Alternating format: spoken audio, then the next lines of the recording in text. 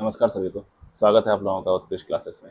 हम लोगों ने पिछले क्लास में फंडामेंटल राइट के बारे में यानी कि मौलिक अधिकार के विशेषताओं के बारे में एक ओवरव्यू परिचय देख लिया था। तो आज हम लोग आर्टिकल वाइज देखेंगे। 12 और 13 आर्टिकल्स हम लोगों ने देख लिया है। तो हम लोग बेसिकली आज 14 से देखेंगे आर्टिकल्स को। ठीक है। तो भाग 3 में हम लोग मौलिक अधिकार के बारे में पढ़ते हैं। इसमें क्या है, सबसे पहले हम लोग देखते हैं कि जो मौलिक अधिकार है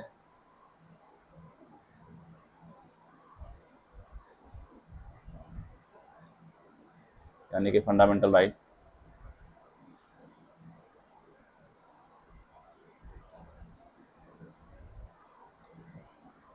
फंडामेंटल राइट हम लोग आज के लेक्चर में फंडामेंटल राइट को आर्टिकल वाइज देखेंगे। आज हम लोग देखेंगे 14 से 18। मौलिक अधिकार को हम लोग 6 भागों में बांटते हैं। पहला है हमारा right to equality. Right to Hindi में कहते हैं समता का अधिकार।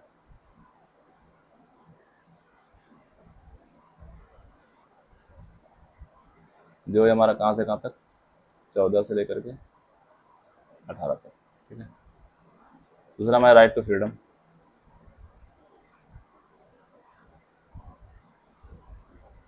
राइट टू फ्रीडम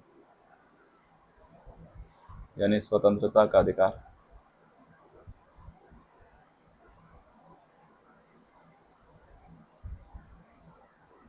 ये हमारा 19 से लेकर के 22 तक।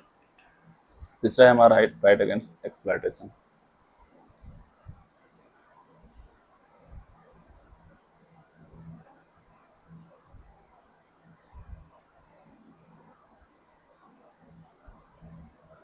यानी शोषण के विरुद्ध अधिकार।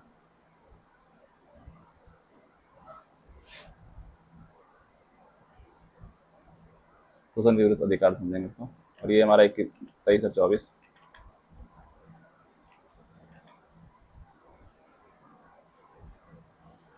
ठीक है। इसके बाद हमारा है right to freedom of religion.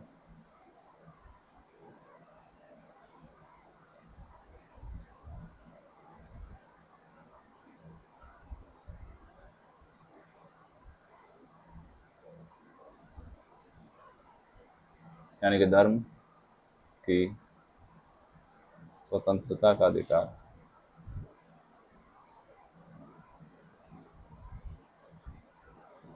ये हमारा 25 से लेकर के 28 तक। पांचवा हमारा है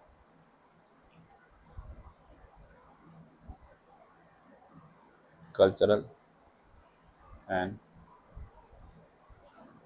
एजुकेशनल राइट।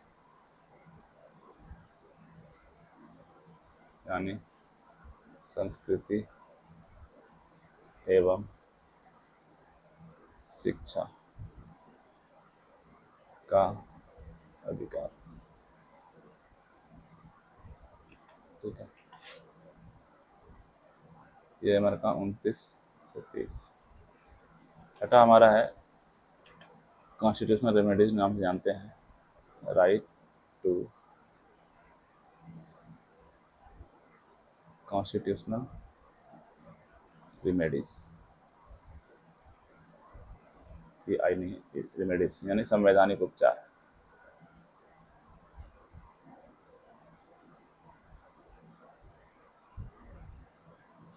देखो पहला क्या है, समता अधिकार, मतलब सबको समानता का अधिकार मिलेगा 14 से 18 तक में। हमारा दूसरा जो कैटेगरी आता है वो स्वतंत्रता का अधिकार है, यानी राइट टू फ्रीडम 19 से 19 लेकर 22 तक। शोषण के विरुद्ध अधिकार हमारा 23 और 24। धर्म की स्वतंत्रता का अधिकार 25 से 28। और संस्कृति एवं शिक्षा का अधिकार 29 से 30। 31 में हमारा भूमि अधिकार था, संपत्ति। और संविधान उपचार जो है वो हमारा 32 आर्टिकल। ठीक है। तो ये हमारा कैटेगरी वाइज हम लोग आज पढ़ने वाले हैं राइट टू इक्वलिटी यानी कि समता का अधिकार।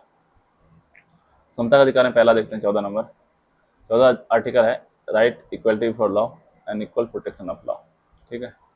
ये टर्म जो पहले दिया गया था इक्वलिटी फॉर लॉ, ये टर्म सबसे पहले आया था एविड। ये इंग्लैंड के कानून विशेषज्ञ थे, शास्त्री थे। इन्होंने सबसे पहले ये लाया इक्वलिटी बिफोर लॉ। इसमें इक्वलिटी बिफोर लॉ क्या होता है कि चाहे वो कोई भी हो, राजा रानी कोई आम प्रजा हो, सबके लिए नियम कानून बराबर होगा। अगर कोई गलत काम करता है जो सजा राजा को मिलेगा या जो सज़ा आम आदमी को मिलेगा वही सज़ा राजा रानी के लिए भी है। राजा रानी के लिए अलग सज़ा नहीं होगा, चाहे वो देश का प्रधानमंत्री हो, देश का राष्ट्रपति हो, कोई भी हो, सबके लिए कानून बराबर है। ये होता है equality before law. Equal protection of law क्या होता है कि सबको सज़ा तो बराबर मिलेगा, कि सबको बराबर सज़ा का हक है। लेकिन सपोज करो कोई छोटा बच्चा है 10 साल का और कोई आदमी है 20 साल का, दोनों के लिए बराबर सज़ा नहीं दे सकते। या फिर कोई औरत है और कोई मर्द है, तो फिजिकली दोनों अलग है, तो दोनों को एक जैसा सज़ा नहीं दे सकते। जैसे कि भारत में औरत को आज तक फांसी नहीं पड़ा, लेकिन बहुत सारे मर्द को फांसी पड़ा है, जो गलती किया सज़ा किया, सज़ा में उसको फांसी सज़ा मिला, तो औरत को नहीं मिला। तो क्या क्या कुछ कुछ डिस्क्रिमिनेशन किया गया कि हाँ ठीक है, कोई बच्चा अगर है उसको सुधार घर में दिया जाएगा, उसको फांसी पे नहीं लटका सकते या उम्र कैद नहीं दे सकते। तो क्या करते हैं कि उम्र के हिसाब से या जेंडर के आधार पे, लिंग के आधार पे उसको थोड़ा बहुत प्रोटेक्शन मिल जाता है। ये होता है इक्वल प्रोटेक्शन ऑफ लॉ। ये हमको जो मिला इक्वलिटी बिफोर लॉ, ये कहाँ से लिया गया? इंग्लैंड से। ठीक है, ये टर्म कहाँ से सबसे पहले आया था? इंग्लैंड में। लेकिन यूएसए ने कहा, अमेरिका ने नहीं, कि सबके लिए बराबर कानून नहीं होगा। जो बच्चे छोटे हैं उसके लिए थोड़ा अलग, उसको थोड़ा मिलना चाहिए लिबर्टी, थोड़ा प्रोटेक्शन मिलना चाहिए, सुरक्षा। तो कहाँ से ये लिया गया? यूएसए। कभी कभी टर्म एग्जाम में आता है कि यूएसए से कौन सा लिया गया, इक्वल प्रोटेक्शन लॉ या फिर इक्वलिटी बिफोर लॉ। इसका हिंदी जो होता है कानून के समक्ष समानता, और ये होता है विधियों के द्वारा संरक्षण। तो हिंदी थोड़ा मैच कर लेंगे, हिंदी क्या होता है। ये होता है कानून समक्ष समानता यानी इक्वलिटी बिफोर लॉ, और इक्वल प्रोटेक्शन ऑफ लॉ मतलब विधियों के द्वारा संरक्षण।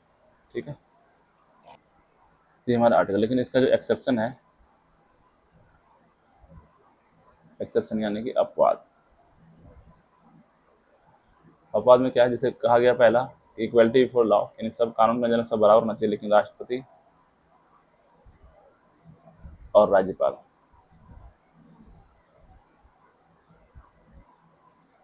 इन दोनों को, अगर ये अपना कुछ भी, जब तक इसका कार्यकाल है, जब तक ये अपने पद पर है बना हुआ राष्ट्रपति और राज्यपाल, तब तक आप इसको, इस पर मुकदमा नहीं चला सकते। ठीक है, इसके एक्शन, जो भी इसने एक्शन किया, जो भी इसकी एक्टिविटी है उसके ऊपर, तो तक ऐसे मुकदमा नहीं चला सकते। और भी है, जैसे कि लोग मेंबर्स, संसद के मेंबर जो हैं, संसद के मेंबर सभा में क्या बोलते हैं उसके लिए मुकदमा नहीं चला सकता, संसद के मेंबर सभा में क्या बोलते हैं। और फिर जैसे राजदूत वगैरह है, उन पर भी आप फौजदारी और दीवानी मुकदमा वगैरह नहीं चला सकते। कौन? राजदूत, राजदूत सबके ऊपर।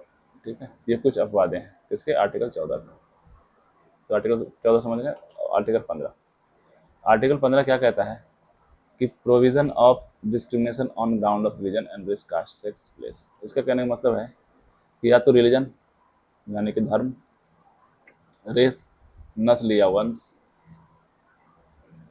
कास्ट यानी कि जाति, और सेक्स यानी कि लिंग, महिला पुरुष, और जन्म स्थान, इन पांचों के आधार पे आप किसी के साथ भेदभाव नहीं कर सकते। अगर आप ऐसा भेदभाव कर रहे हैं तो ये इलीगल है और आप पे डायरेक्ट केस हो सकता है, और वो आदमी जिसके साथ ये भेदभाव हो रहा है वो सुप्रीम कोर्ट डायरेक्ट जा सकता है। ठीक है, यानी कि धर्म के आधार पर भेदभाव नहीं कर सकते कि आप हिंदू हैं, हम मुसलमान हैं, और इस तरीके से आप भेदभाव करें, ये भी गलत है।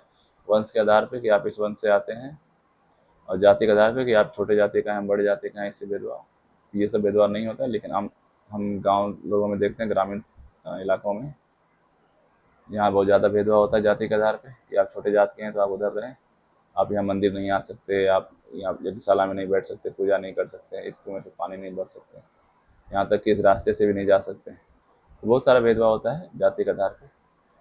और लिंग आधार, पुरुष महिलाएं, पुरुष के लिए ये काम है, औरत के लिए ये काम है, इस तरीके से भेदभाव करते हैं। प्लेस ऑफ बर्थ, कि आप बिहार के हैं तो आप ऐसे ही गंवारी होंगे, किस तरीके से, जैसे दिल्ली में, मुंबई में जैसा दिखाया जाता है बिहारियों को, किसके आधार पे? कि ताकि वो प्लेस ऑफ बर्थ, जहाँ बिहार से बिलोंग कर रहा है तो उन लोग को हम लोग छोटा नज़र से देखते हैं। तो ये सब क्या हो रहा है? भेदभाव हो रहा है, जो कि क्या है? इलीगल है। ठीक है, और इसका जो अपवाद है,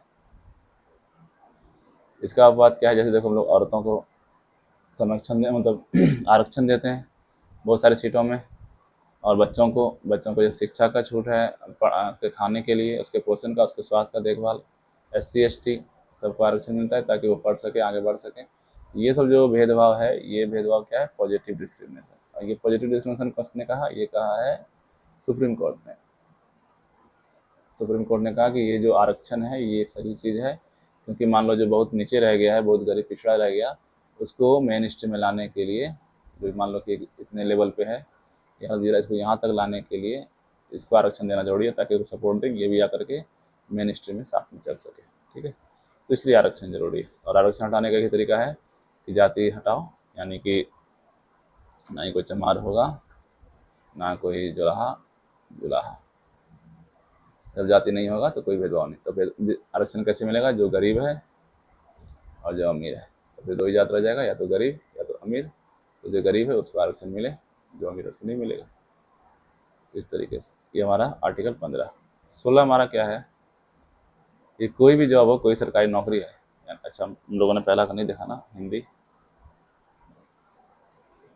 हाँ, इसका है भेदभाव, इसका हिंदी बोलते हैं हम लोग भेदभाव पर रोक। आर्टिकल 15 का टाइटल देना हो तो भेदभाव पर रोक। ठीक है। आर्टिकल 16 यानी कि सार्वजनिक नियोजन, यानी सार्वजनिक नियुक्ति जो है, सार्वजनिक नियोजन, सार्वजनिक नियोजन के विषय में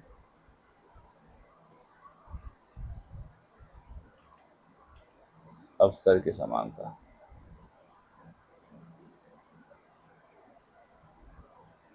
इसका कहने का मतलब है, अगर मान लो कोई गवर्नमेंट ऑफिस ये है और यहाँ कुछ भी वैकेंसी निकलता है तो कोई भी जा सकता है, चाहे वो महिला हो, चाहे वो बूढ़ा हो या लड़की हो, कुछ भी हो, वो जवान हो, सब जा करके फॉर्म पे अप्लाई कर सकता है। अगर वो उसका योग्यता, जैसे मान लो उन्होंने निकाला कि ग्रेजुएशन होना चाहिए, तो ग्रेजुएशन कंप्लीट हो, तो उसका हाइट मान लो निकालता है 6 फुट 5 इंच, तो 6 फुट 5 इंच का होना चाहिए। तो ये सब जो योग्यताएं हैं, उस उसके अनुसार वो अपना फॉर्म फिलअप कर सकते हैं। ठीक है, एक मिनट। ये है हमारा आर्टिकल 16। आर्टिकल 17 है छुआछूत उन्मूलन।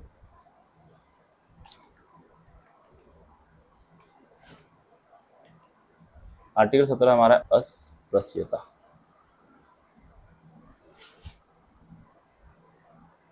अस्पृश्यता का उन्मूलन। अस्पृश्यता मतलब छुआछूत। छुआछूत मतलब आप किसी के साथ ये छुआछूत मतलब भेदभाव, छुआछूत नहीं भेदभाव कर सकते हैं कि मान लो वो अलग लिंग का है, अलग जाति का है, इसके लिए अलग धर्म का है, तो आप उसके साथ छुआछूत का भेदभाव कर रहे हैं कि वो मेरे पास नहीं बैठ सकता, नजदीक नहीं आ सकता है, साथ में बैठ कर खा नहीं सकता, या कहीं जा नहीं सकता, सार्वजनिक जगहों में घूम नहीं सकता है। और इस तरीके से अगर आप भेदभाव कर रहे हैं तो इसका मतलब वो क्या है? इलीगल है, और इसके लिए आपको पनिशमेंट मिल सकता है सुप्रीम कोर्ट से या किसी भी कोर्ट से, हाई कोर्ट से, अगर वो जाके कंप्लेन करता है तो। ठीक है, तो ये क्या बताया गया? आर्टिकल 17 डिक्लेयर करता है कि इलीगल है और ये पनिशेबल है। ठीक है, तो ये हमारा क्या है? आर्टिकल 17। आर्टिकल 18 हमारा कहता है एवोल्यूशन ऑफ टाइटल, यानी कि आप किसी भी टाइटल, इसका हिंदी देखते हैं पहले। इसका हिंदी होता है उपाधियों का उन्मूलन। कहने का मतलब कि आप किसी भी कोई भी टाइटल्स अपने ऊपर नहीं लगा सकते हैं, जैसे राजा अधिराज महाराज ऐसे करके ये सब टाइटल आप नहीं लगा सकते हैं, लाइक सर या कुछ भी राय, राय बहादुर, आपने नाम के आगे ये सब टाइटल नहीं लगा सकते। इसका एम क्या है? इसका एम ये है कि सबको इक्वालिटी, यानी सबको बराबरी हो। ऐसा नहीं हो कि कोई राय बहादुर लगाया है कोई नॉर्मल नाम से, तो नीचे अपने आप को महसूस करे, सब क्या हो? बराबरी। इसमें एक्सेप्शन क्या क्या है? या तो आपको मिलिट्री टाइटल मिला हुआ हो, जैसे ब्रिगेडियर, और या फिर जैसे सुपरिटेंडेंट ऑफ पुलिस, डीएसपी, इस तरीके से, तो वो टाइटल आप लगा सकते हैं। एकेडमिक ऑनर्स, जैसे आपको मिल गया डॉक्टर, पीएचडी, तो आप डॉक्टर लगा सकते हैं, इंजीनियर लगा सकते हैं, तो ये सब आपको आज़ादी है। साथ ही साथ आपको मान लो गवर्नमेंट ऑफ इंडिया से कुछ पुरस्कार में जब सम्मान मिला है, जैसे अर्जुन पुरस्कार, ये, तो जैसे मान लो भारत रत्न, ये सब टाइटल है, लेकिन आप उसको सामने आपको टाइटल दिया जाएगा लेकिन आप उसको यूज नहीं कर सकते हैं कि आपको भारत रत्न मिल गया तो भारत रत्न ये कुमार इस तरीके से यूज नहीं कर सकते। ठीक है, ये हमारा आर्टिकल 18। अब आर्टिकल 18 के बाद देखते हैं, रिवीजन करते हैं। देखो आर्टिकल 14 में हमारे पास क्या था। आर्टिकल 14 हमको देता है क्या, कानून के समक्ष समानता, क्या कहते हैं कानून समक्ष समता इन समानता। 15 क्या आता है, हमें भेदभाव नहीं कर सकते, यानी फिर से क्या दे रहा है हमें, समता यानी समानता।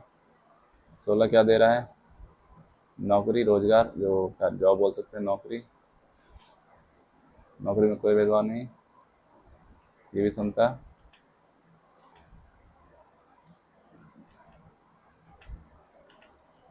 17 क्या बताता है, 17 बताता है छुआछूत नहीं कर सकते आप, छुआछूत नहीं कर सकते, ये क्या बता रहा है, समता। और 18 क्या बताता है, उपाधि, यानी कि आप कोई भी टाइटल नहीं लगा सकते, तो ये भी क्या बताता है, समता। सब में क्या है, 14 से 18 तक में हमारे पास समता का अधिकार। ठीक है, इसलिए इसको समता कैटेगरी में रखा गया है। ये हम लोगों ने देखा कितना, 14 से लेकर 18 तक। नेक्स्ट वीडियो में देखते हैं हम लोग 19 से लेके 22 तक क्या होगा, स्वतंत्रता का अधिकार।